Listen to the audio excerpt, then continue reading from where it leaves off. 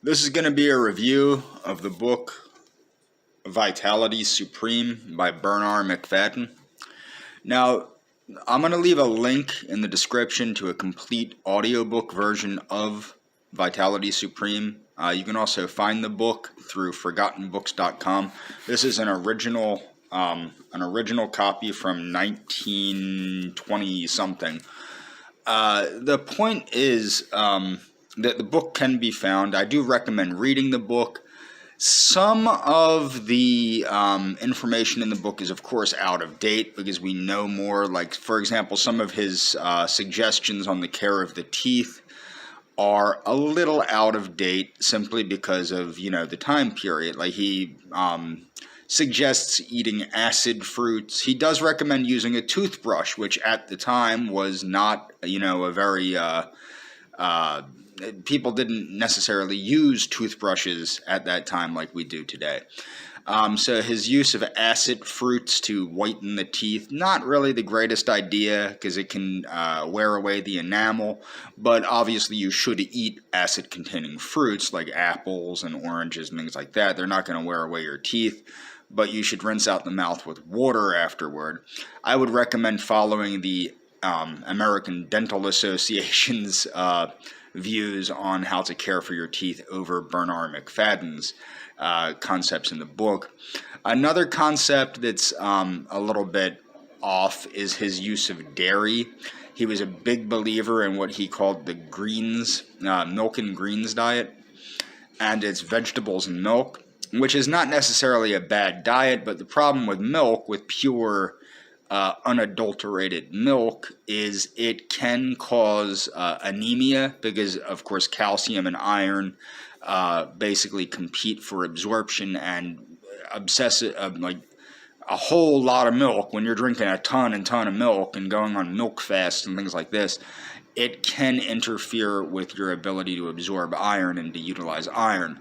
So that probably is not the greatest idea, to be drinking milk like crazy. But again, at the time period, this is a different time period. There are better alternatives. Now, this is the thing with milk, though. Milk is growth serum, as a lot of people know. I'm going to leave a link to actually Walter Veith from, I'm going to leave a link to one of his videos. I think it's Utterly Disturbing or something. It's about milk and dairy and how it can, how it's growth serum, okay? So milk is great at building muscle, but we now have other things that we can use instead of milk.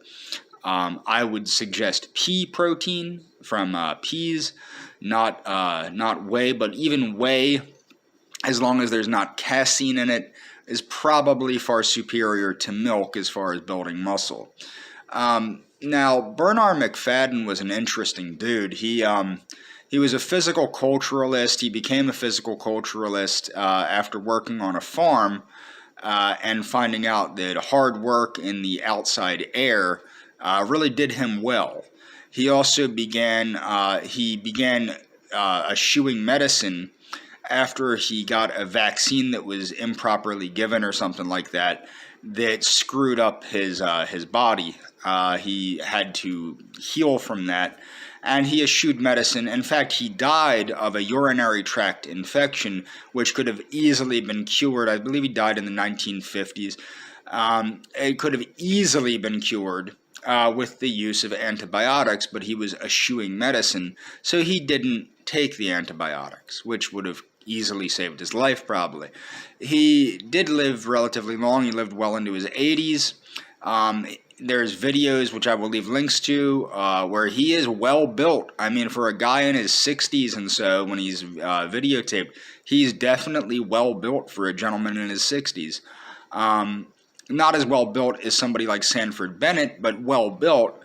And also, this shows that, he did know what he was talking about. I mean, that's an easy way to know somebody knows what they're talking about. Look at them. And he did look like he was in health. The problem was, again, eschewing medicine is a bad idea.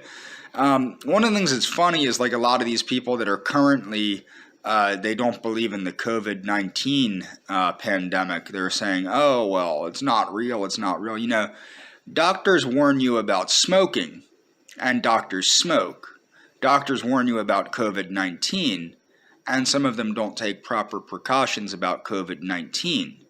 Just because doctors smoke does not mean that smoking isn't bad for you. And that's something that needs to be taken into consideration. What I've found over the years is medicine isn't per se the problem. The problem is the doctors, the physicians that are lazy, ignorant, arrogant, what have you. It's not so much the medicine or the science of medicine, the practice of medicine, it's the practitioner.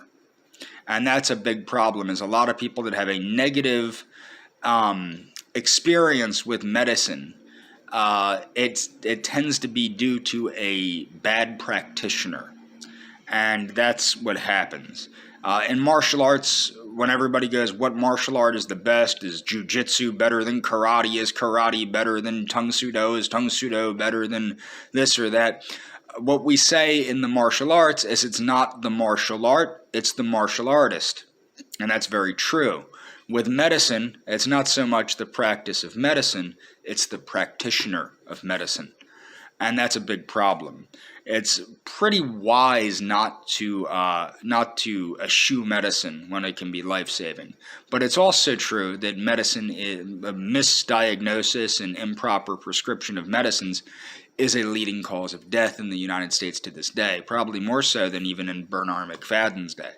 So, I mean, that's also true, but in the same sense, that doesn't mean you shouldn't go to a doctor.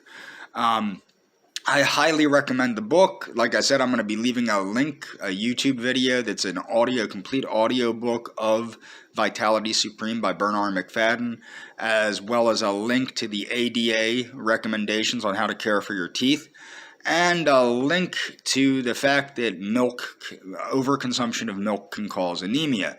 These things will be in the description of this video, and that's all for this video.